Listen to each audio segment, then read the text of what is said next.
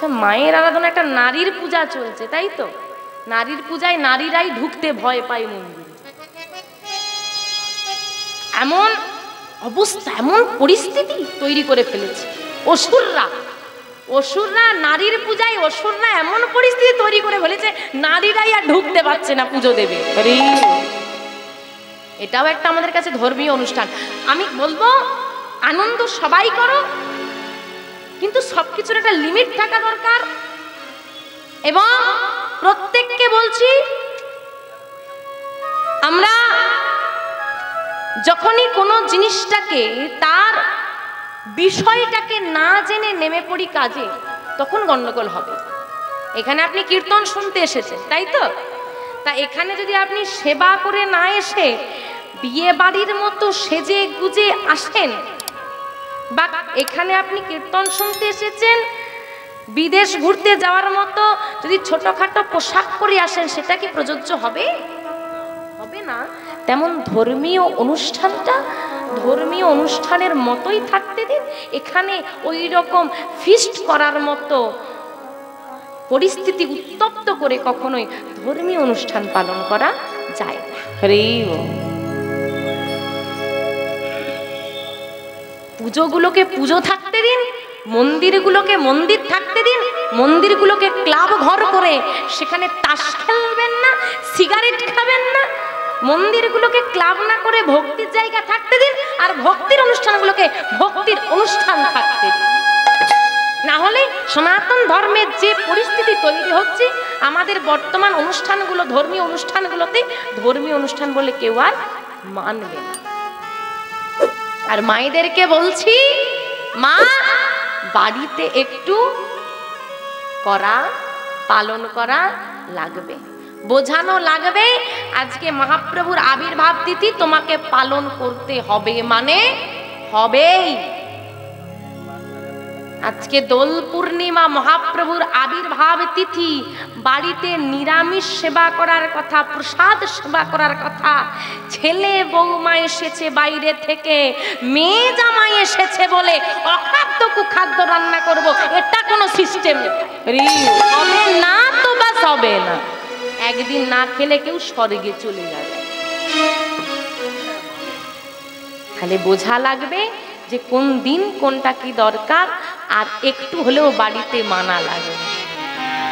আগেকার মায়েদের বাড়িতে, আমার ঠাকুমারা খুব ভালো জানবে, দাদুরা ভালো জানবে, বাড়িতে কিছু থাকুক বা নাই থাকুক, ঠাকুর ঘরে একটা ছোট্ট বই থাকতো, যার নাম ঠাকুমার না, গীতাটা না, মেয়েদের একটা বই থাকতো, লক্ষ্মী থাকতো না, প্রত্যেকটা বাড়িতে থাকতো। তখন লক্ষ্মী থাকতো, তাই থাকতো। এখন দেখবে ঘরে কিছু থাকুক বা না থাকুক, স্মার্টফোনটা থাকে। আমি লক্ষ্মী পুজোয় বসেছি, হ্যাঁ লক্ষ্মী পুজো হচ্ছে তো বাড়িতে, লক্ষ্মী পুজোয় বসেছি, লক্ষ্মী পাঁচালি ধরার আগে হাতে ধরিয়ে দিয়েছি ফোনটা, পুজো করছি, একটু ছবি তোল, তবে তো লোক বুঝবে পুজো করছি। ঠাকুর জানতে না পারুক, লোককে জানাতে হবে আমি পূজা করছি। অনেকে আছে না, ভগবানকে দর্শন করতে গিয়ে ভিড় ঠেলে ঠেলে মারপিট করে করে সামনে চলে, দেখো আমি ঠাকুর দেখতে এসেছি। সবাইকে দেখিয়ে লাভ নেই, তুমি এসেছো, যাকে দেখতে গেছো সে যেন দেখতে পাই তুমি এসেছো। সবাই যদি দেখে তুমি দেখতে এসেছো, অগ্রাহ্য করে চলে যাবে। মন্দিরের কোণে বসে বসেও তার দর্শন না হলো, যদি ওইখানে বসে বসে একটু নয়নের বাড়ি ফেলো, তুমি তাকে দেখতে না পেলেও এত ভিড়ের মাঝে সে তোমাকে ঠিক দেখতে পেয়ে যাবে। সে ঠিক বুঝতে পেরে যাবে যে এসেছে। বাস এই জায়গাটায় আসা লাগবে। কাউকে দেখানো, লোকের কথা যদি বলেন যে লোক খারাপ ভাববে, লোক কি বলবে, তো লোকের কথা একটু বলি। তুমি আমি মানুষ তো, তাই তো? ভগবানের সৃষ্টি করা একটা ক্ষুদ্রতম জীব মাত্র। ভগবান সবার কাছে ভালো হতে পারেনি, তুমি আমি তো মানুষ। ভগবান সবার কাছে ভালো, তুমি কেন ভাবছো তুমি ভালো হবে? আজকে যেখানে কীর্তন হচ্ছে, থোড়ি না সবার ভালো লাগছে? স্বাভাবিক, এগুলো মেনে নিতে হবে। কে কি বলবে এটা ভেবে যদি বসে থাকো, জীবন বেহাল হয়ে যাবে। তোমার মানসিকতার পরিচয় দিয়ে দিই তোমাকে, অন্যের কথা বাদ দেবো, তোমার মনটা কেমন তুমি বিবেচনা করো। ধরো তোমার শোয়ার ঘরে একটা সাপ, বিষধর সাপ ঢুকে ফোনা তুলে বসে আছে, তুমি কি করবে? কি করবে? কে তাড়াবে? কেউ তাড়াবে না, আগে মারার জন্যই অস্তব্যস্ত হবে। মারবে কি? মারবে তো, আগে মেরে গায়ে কামড়ে টামড়ে দিবে, কোথায় কি করবে? মার মার মার। ওই সাপটাই যদি শিব মন্দিরে ফোনা তুলে বসে থাকে, দুধের বাটি নিয়ে যাবে, মারবে কেন? মন্দিরের সাপটার, ওই সাপটা মন্দির থেকে বেরিয়ে এসে রাস্তায় দাঁড়িয়ে পড়ুক, সারা পড়ে যাবে, মার মার। তার মানে সাপটা, মন্দিরের সাপটারও বিষ ছিল আর রাস্তার সাপটারও বিষ আছে। পরিস্থিতির ফারাক কি? স্থানটা, ওটা মন্দির, এটা রাস্তা। যখন তোমার ভালো সময় চলবে, তুমি ভালো স্থানে থাকবে, দুধ গলা তোমাকে সবাই দেবে। একটু ওই স্থানটা থেকে নেমে আসো, পরিস্থিতি খারাপ হয়ে যায়, সবাই ওই লাঠি ঠেঙা নিয়েই ছুটে আসে। যে বলে বেড়াতো ওর মতো ভালো মানুষ নেই, সেই বলে বেড়াবে ওর মতো বাজে মানুষ। আর একটা ছোট্ট উদাহরণ দিই, মায়েরা খুব এটা ভুল করে, আমার খুব খারাপ লাগে। অনেকে তুলসীর মালা পড়েছেন, যারা পড়েননি আমি জানি না কেন পড়েননি, লজ্জা করে? তাহলে পড়েননি কেন?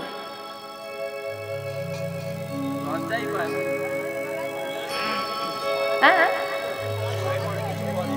বাহ, সুন্দর বলছে, কিছু খেতে পারবে না এই ভয়, তাই তো?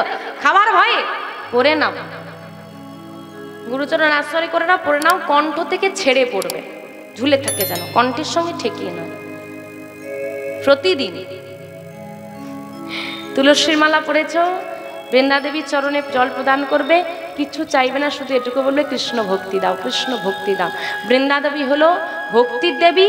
এই হৃদয় থেকে, হৃদয়ে যখন তুলসী দেবী বসবাস করবে, একদিনে হবে না, দুদিনে হবে না, 3 দিনে হবে না, না 1 বছরে হবে না, একদিন আসবে, এখন মনে হচ্ছে না খেয়ে থাকতে পারবো না, সেদিন মনে হবে আমি খেতে পারবো। আগে তোমাকে, আরে জলে না নামলে সাঁতার শেখা যাবে না, তুমি ভক্ত হওয়ার চেষ্টা না হলে হতে পারবে না। আর একদিনে এটা কোনোভাবেই হবে না, কিন্তু একদিন হবে। কিন্তু তোমাকে সেই পথে আগে নামতে তো হবে, আগে নামো, আগে পড়ো তো মালা। আর যারা লজ্জার কথা চিন্তা করছো, আমি জানি এখানে অনেকে আছে দীক্ষা হয়ে গেছে কিন্তু মালা পড়েনি, ঠিক বলছি না ভুল? দীক্ষা হওয়ার পর পড়েছিল, লোকে বাজে কথা বলেছে, টোন টিকটিক করেছে, খুলে রেখে দিয়েছে, ঠিক তো? এত বোকা কেন? এত বোকা কেন? মানুষ ছোট বিষয় ভাবে, বড়টা ভাবেন। আপনি ভাবুন, আপনি তুলসীর মালা পড়েছেন বলে যে টিটকিরি করলো, আপনি যখন খুলে দেবেন 2 দিন পর, ওর কথা শুনে ও পাশের বাড়িতে কি বলে, আরে লোক দেখানো বাবাজি হয়েছিল বলতেই খুলে দিই, বেশি হাসির পাত্র হলেন। এটা কেন হবে? পরে থাকুন, বলুক, আরে 3 দিন 4 দিন 5 দিন 10 দিন বলবে, 1 মাসের বেলা দেখবেন ওই মানুষটাই বৈষ্ণব সেবা দেওয়ার জন্য আপনাকে প্রণাম করে নিয়ে যাচ্ছে। নিতাই গৌর হরি হরি হরি বল, হরি বল। অবহেলা থেকে জয়ের পথে আসতে হলে সহ্য কিছু করতে হবে। যদি ভাবো আমি সব পাবো, কোনোদিন পাবে না, কিছুটা সহ্য তোমাকে করতে হবে, চাকা একদিন ঘুরবে। তা বাবা, ওই দিনটা সবাই একটু পালন করবে তো? মা হারাই পণ্ডিত পদ্মাবতী মায়ের বহুদিনের সংসার, কিন্তু কোনো সন্তানাদি হয় না। সে নারী বোঝে যে নারীর সন্তান নাই তার কি জ্বালা। সন্তানাদি হয় না, লোকে এক কথা কু কথা বলে, হে গোবিন্দ তোমার সেবার জন্য একটি সন্তান আমাকে দাও। দেখতে দেখতে দেখতে দেখতে গোবিন্দ কৃপায় মা গর্ভবতী হলো। যেই না গর্ভবতী হয়েছে মা, দেখতে দেখতে দিন পার হচ্ছে, 10 মাস 10 দিন পূরণ হয়েছে। আজ শুভ দিনে শুভক্ষণে আমার নিতাই চাঁদের আবির্ভাব হচ্ছে, একটু আনন্দ নেই, একটু উলুধ্বনি নেই। জনম লভিল আজ শুভ দিনে শুভক্ষণে, জনম লভিল শুভ দিনে শুভক্ষণে,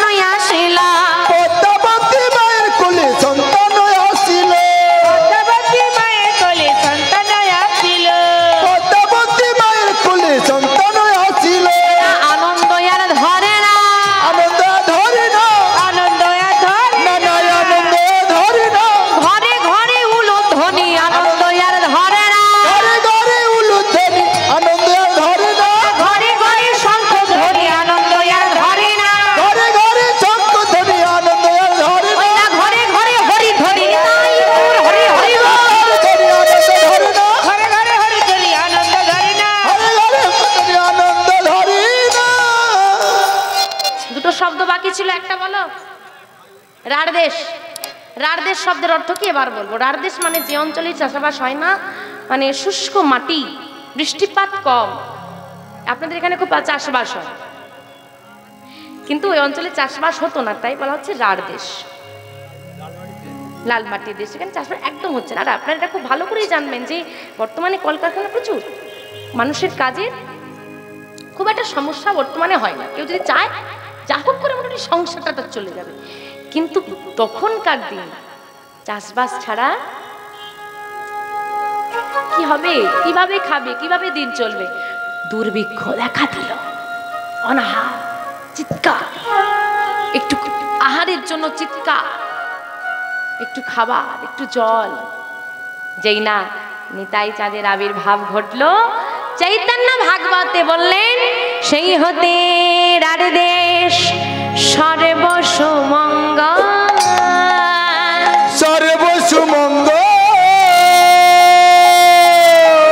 দুর্ভিক্ষ দারিদ্র দোষ খণ্ডিল সকল, দুর্ভিক্ষ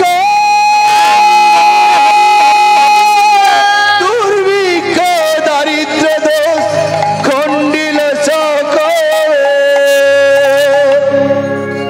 সেই হতে রাঢ়দেশ সর্বসুমঙ্গল, সব ভালো হতে শুরু করলো। দুর্ভিক্ষ দোষ ধীরে ধীরে ঘুচতে শুরু করলো। তার সময় একটা ফুটফুটে ছেলে হয়েছে। আনন্দ হচ্ছে? ছেলেটাকে দেখতে কেমন হয়েছে? দেবতাদের মধ্যে সব থেকে সুন্দর দেখতে কাকে? হ্যাঁ, কাকে কাকে? আরে শিব ঠাকুর, শিব ঠাকুর। বাবা শ্যাম্পু করে না, ছাই বস্ত্র মেঘে বসে থাকে। হ্যাঁ, জামা কাপড় পরে না, তাকে দেখতে ভালো। এক একটা উত্তর কিন্তু আসছে, বেশ সুন্দর উত্তরটা আসছে।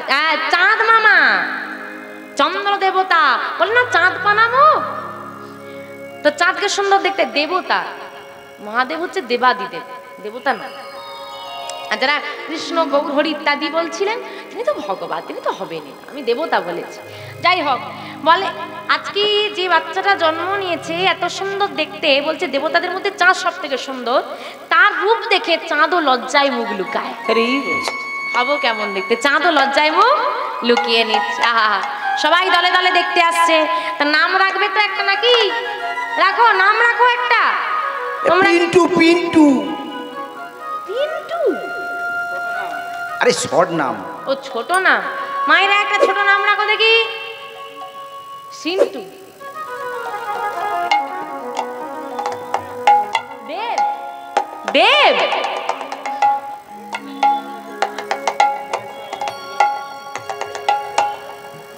আচ্ছা, যখন আমাদের আদরের সন্তান জন্মগ্রহণ করে, দেখবেন যদি কাদের বাচ্চা খুব আদরের হয়, তার নাম রাখে হিরে, মানিক, সোনা, রতন, নাম রাখে না?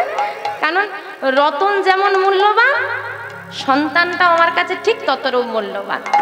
কিন্তু বাবা, আজকে হারাই পণ্ডিত পদ্মাবতী মায়ের তো বহুদিন পর সন্তান পেয়েছে। এত আনন্দ যে তারা এই গ্রহরত্নের নামে আর নাম নয়, গ্রহরত্নের যিনি পরিচালক তার নামে নাম রেখে দিয়েছে। কে গো? কুবের।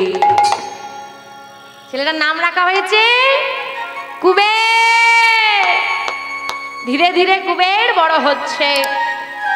না গো না, আর 5টা ছেলের মতো কুবের নয়। আর 5টা ছেলে কোথাও ডুগডুগি বাজিয়ে খেলা দেখালে সেখানে যায়, কুবের কেউ হরিনাম গাইলে তার কাছে যায়। সে বড় ভক্তদের কথা শুনতে ভালোবাসে, সে নাম গাইতে বড় ভালোবাসে। আজকে সকালবেলায় কুবের উঠে মায়ের থেকে বিদায় নিয়ে সখাদেরকে সঙ্গে নিয়েছে। মা, আজকে আমি খেলা করতে যাব, আসি। শোন বাবা, বেশি দূরে যাবি না, তাড়াতাড়ি ফিরে আসবি, কিন্তু তুই বড্ড বেলা করিস। আর শোন, কেউ ডাকলে যাস না। না মা, তুমি চিন্তা করো না, আমি ঠিক সময় ফিরে আসব। কিরে কুবের, চল, দেরি হয়ে গেল যে, এখনো ঘরে কি করছিস? চল চল চল, বন্ধুদেরকে সঙ্গে নিয়ে বনমাঝে এসেছে। আই কুবের, বল কি খেলবি তুই? আজকে কি খেলা যায় বলতো? শোন, আজকে একটা নতুন খেলা খেলবো। কি খেলা গো? আমা খেলবে? তোমরাও খেলবে? আচ্ছা নতুন খেলা খেলবো, কি খেলা? নামের খেলা খেলো। নামের খেলা সেটা কিরকম হবে কুবে? শোন, খেলাটার নিয়ম হচ্ছে আমি যা বলবো বলতে হবে, শুনে শুনে একই রকম বলতে হবে, আর তালে তালে করতালি দিতে হবে। বেশ কুবের, দেরি করিস না, অনেক বেলা হলো, তাড়াতাড়ি বল। অনেক অনেক বেলা হলো, এবার বল। কবে আর বলবে? বেলা তো হয়েই গেল, এরপর তো বেলা ঘুরিয়ে চলে যেতে হবে, আর কবে বলবে? বলবে তো? নে বল, বেলা হয়ে গেছে, এবার বল। প্রেমানন্দে মেতে হরি বলা। আরে দেখো দেখো দেখো, হরি নামের বন্যা জেগে এলো, প্রেমানন্দে মেতে হরি বলা, হরি নামের বন্যা যে এলো। প্রেমানন্দে মেতে হরি বলা, হরি নামের বন্যা যে এলো। প্রেমানন্দে মেতে হরি বলা, হরি নামের বন্যা যে এলো। প্রেমানন্দে মেতে হরি বলা, হরি নামের বন্যা যে এলো। বন্যার যাই বলি হারি, ও তার তরঙ্গ ভারী। বন্যার যাই বলি হারি,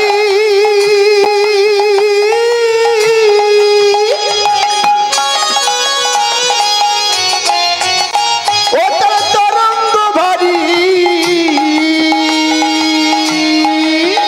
বন্যার যাই বলি হারি,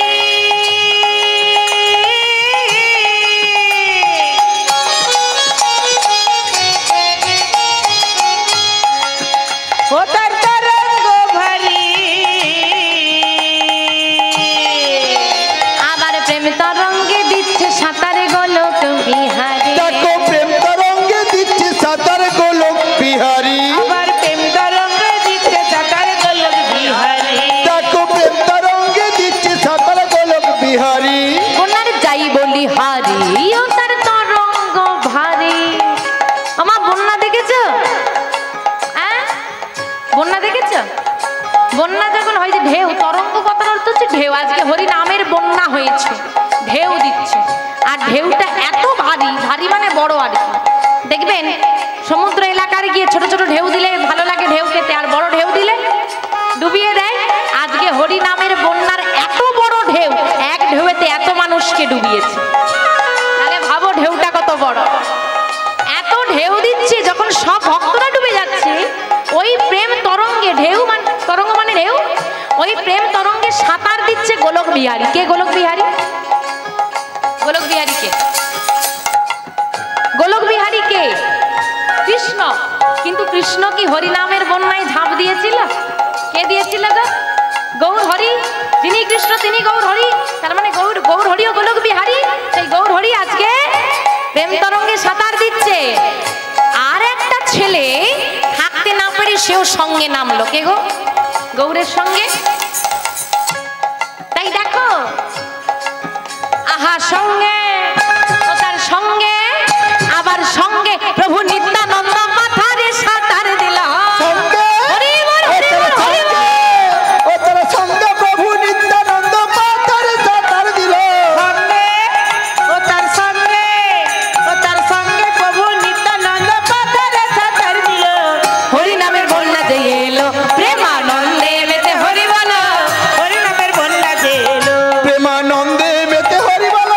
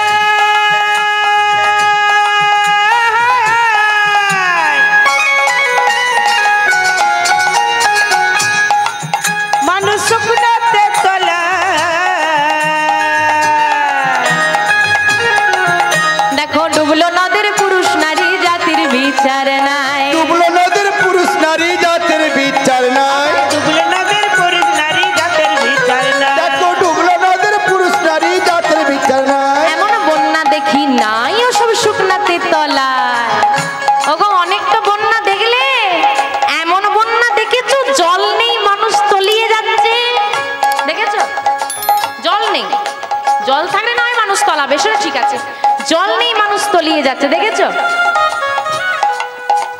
এই তো নামের বন্যা, জল নেই কত মানুষ তলিয়ে যাচ্ছে, দেখেছো মায়া করে? জল নেই কত মানুষ হরি নামের বন্যায় তলিয়ে যায়। ডুবলো নদের পুরুষ নারী, এখানে বাবারাও বসে আছেন, মায়েরাও বসে আছে, সবাই একসঙ্গে নাম গাইছে, হরি নামে নারী পুরুষ কোনো বিভেদ নাই। ডুবলো নদের পুরুষ নারী, কিসের বিচার নেই? জাতের বিচার নেই। তুমি মুসলিম তুমি হরি বলতে পারবে না, তুমি খ্রিস্টান তুমি হরি নাম গাইতে পারবে না, এমন কোনো নিয়ম নেই। আমার গৌর হরি যদি নামের প্রচার করতে এসে জাত ধর্মের বিচার করত, চাঁদ কাজী উদ্ধার হতো না। তাই হরি নামে কোনো জাত ধর্মের বিচার নেই। তার প্রমাণ কে গো? ঠাকুর হরিদাস, হরিদাস ঠাকুর হরিদাস কাজীর ছেলে, সেও বুঝি ডুবে গেল। হরিদাস ঠাকুর হরিদাস, ঠাকুর হরিদাস কাজের ছেলে সেও বুঝি ডুবে গেল। হরিদাস ঠাকুর হরিদাস, ঠাকুর হরিদাস কাজের ছেলে সব বুঝি ডুবে গেল। হরি নামের বন্যা যে এলো, প্রেমানন্দে মেতে হরি বলো, হরি নামের বন্যা যে এলো। প্রেমানন্দে মেতে হরি বলো, হরি নামের বন্যা যে এলো। প্রেমানন্দে মেতে হরি বলো, হরি নামে বন্যা যে এলো। হ্যাঁ গো, কি মনে হয় নদিয়ায় তো বন্যা হলো, আমাদের এখানে কি হয়েছে? হয়েছে? তা বন্যা যদি হয়ে যায়, সবাই যখন বন্যার জলে নেমেই পড়লো, নিতাই গৌর ভক্তরা সবাই, আমরা বাদ থাকবো? কারা কারা হরিনামের বন্যায় নামবে একটু হাত তোলো দেখি, বন্যার জলে নামবো? বাহ, সবার হাত ওঠেনি, কি গো নামবে না? চলো এদিকে বাবারা, জলে নামবে না? সামনেই জল আর জলে নামবে না?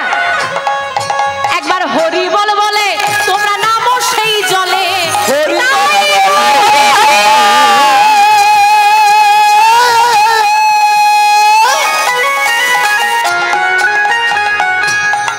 তোমরা নামো সেই জলে। একবার হরি বল বলে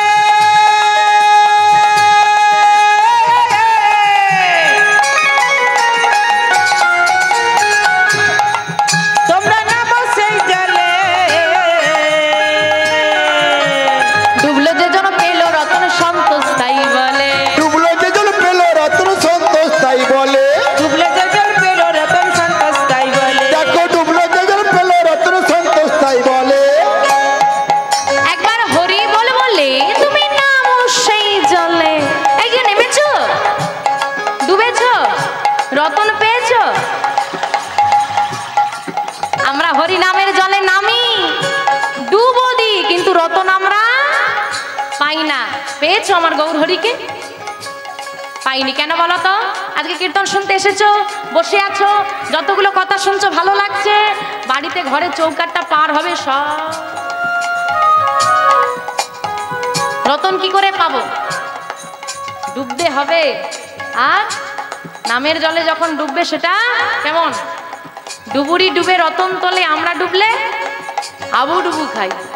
তাই বলছে শুধু ডুবলে, শুধু ডুবলে হবে না, শুধু ডুবলে হবে না। তাহলে কি করব? ডোবার মতো, ডোবার মতো, ডোবার মতো ডুবলে বুঝি সেও যে রতন পেল। তোমার মতো, হরি হরি তোমার মতো ডুবলে অবশ্যই দিয়ে রতন পেল। ডোবার মতো ডুবলে বুঝি সেও যে রতন পেল। তোমার মতো ডুবলে অবশ্যই দিয়ে রতন পেল।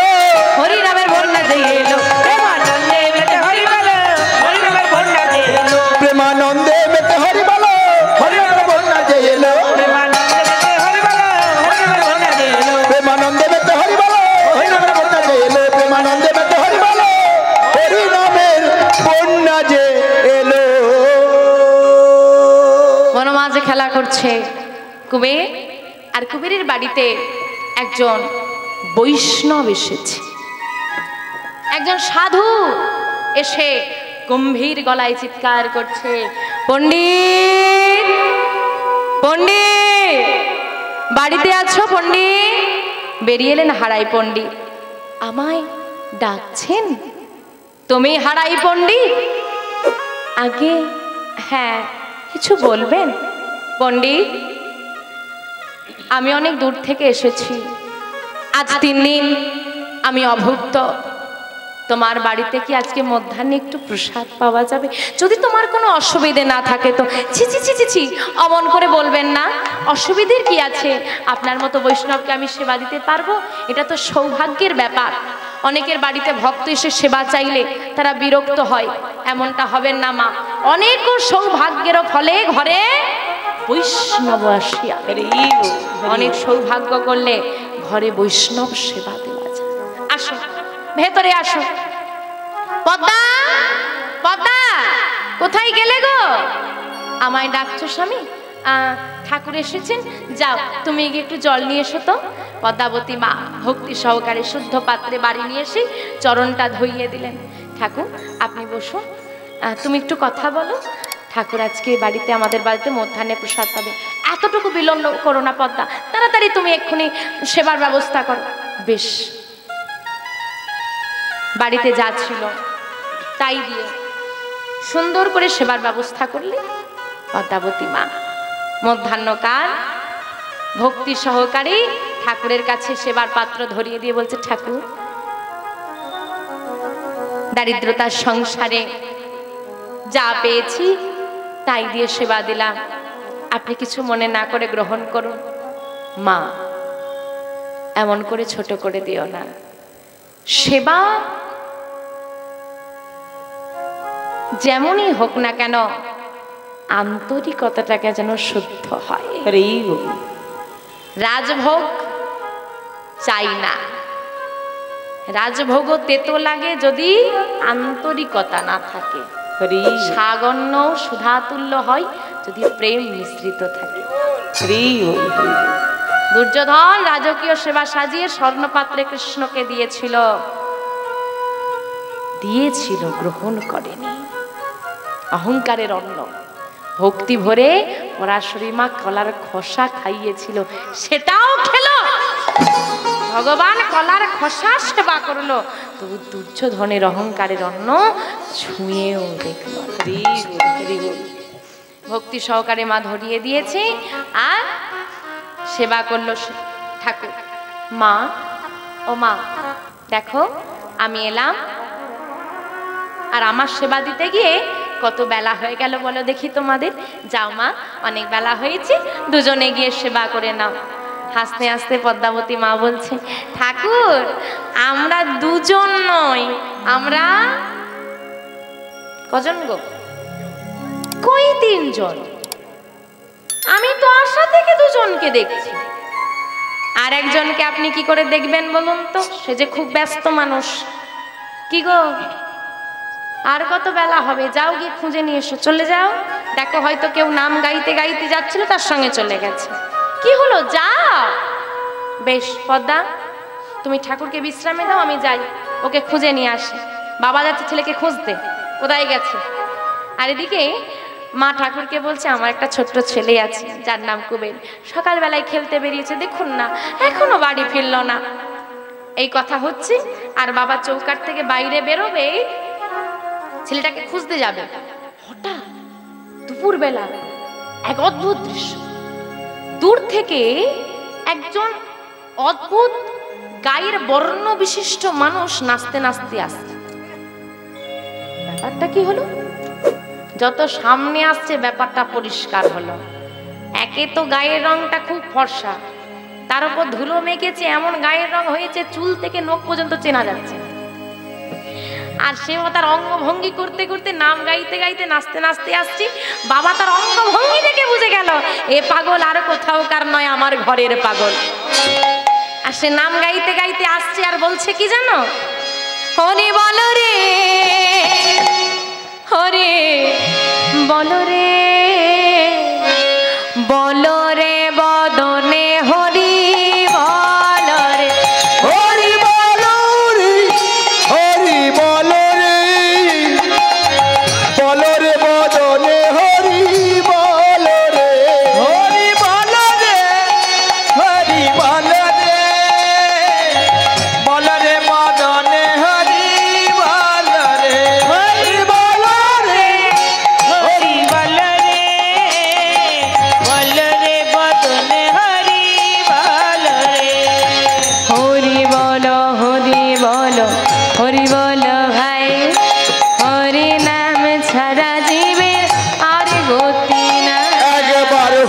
বলো হরি বলো, হরি বলো ভাই, হরি নাম ছাড়া জীবের আর গতি নাই। হরি বলো হরি বলো, হরি বলো ভাই, হরি নামে ছাড়া জীবের আর গতি নাই।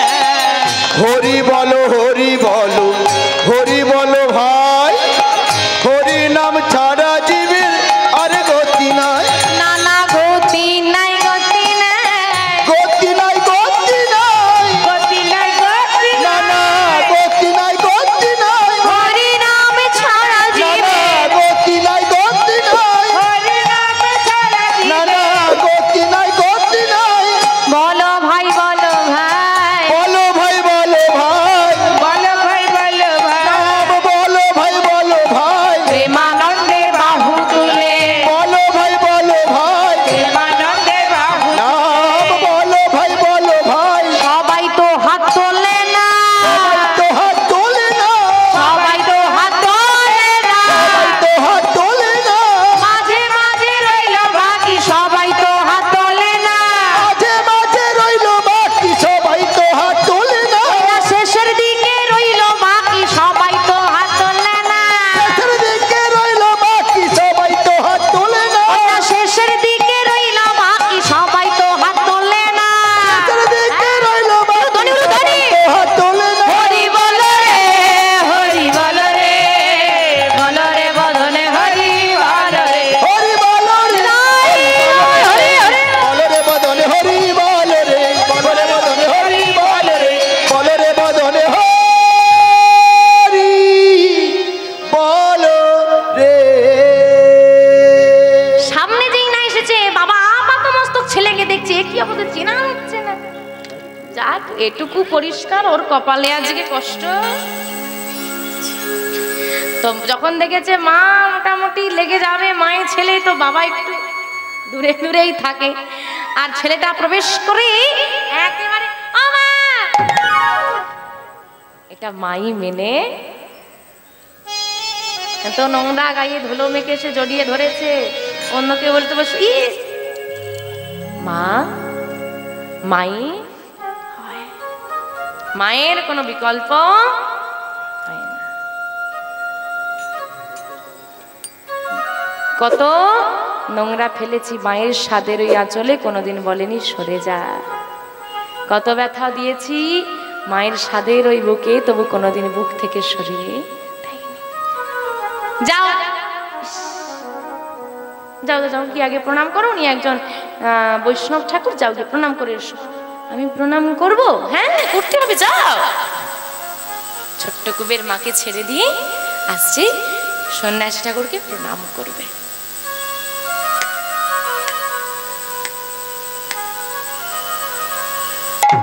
আর যেই না প্রণাম করতে যাবে ঠাকুর একেবারে আরে আরে আরে করো কি করো কি, ছি ছি ছি ছি, ওইটুকু ছেলে আমাকে প্রণাম করবে, ছি ছি ছি ছি, যাও যাও মা, ছেলে এসেছে, যাও গিয়ে ওকে স্নান করাও, আগে দিয়ে সেবা করে নাও, যাও। ও মা বললো ওইটুকু ছেলে আমাকে প্রণাম করবে, যাও। এটা মুখের কথা, মনে মনে কি চলছে আসুন। মনে মনে বলছে ছি ছি ছি ছি, কেউ জানুক বা না জানুক তুমি তো জানো তুমি কে আর আমি কে। নিজেকে নিজে কি কেউ কখনো প্রণাম করে? আরে অদ্ভুত, কে কাকে প্রণাম করতে গেছে? সন্ন্যাসী ঠাকুর, সন্ন্যাসী ঠাকুরকে কুবের প্রণাম করেছে, তাহলে নিজে নিজে বললো কেন? কুবের তো নিজেকে প্রণাম করেনি। আসুন তাহলে কেই সন্ন্যাসী ঠাকুর, কেই কুবের, তুমি বাকি আমি বাকি, মানে আসুন আস্বাদন করবো আমরা। বৃন্দাবনে যিনি ছিলেন বলরাম। আচ্ছা আরেকটা শব্দ বাকি আছে, কি শব্দ? হলধর, মনে পড়েছে? আসুন এবার আস্বাদন করব। হলধর কাকে বলে? যিনি হাল ধরেন। হাল কারা ধরতে পারে? যারা বলবান হয়। তাহলে ভাবুন যে সারা জগতের হালটা ধরে রেখেছে সেই হলধর বলবান, কত শক্তিশালী। এত এত শক্তিকে একত্রে কলিযুগে কোনো নারী গর্ভে ধারণ করতে পারবে না। তাহলে তিনি আসবেন কি করে? সিদ্ধান্ত হলো 100 কেজি অনেক ভারী, চাকাতে পারা যাবে না, তুলতে পারা যাবে না, 100কে ভাগ করে দাও 50-50, দুজনে নিয়ে চলে যাওয়া যাবে।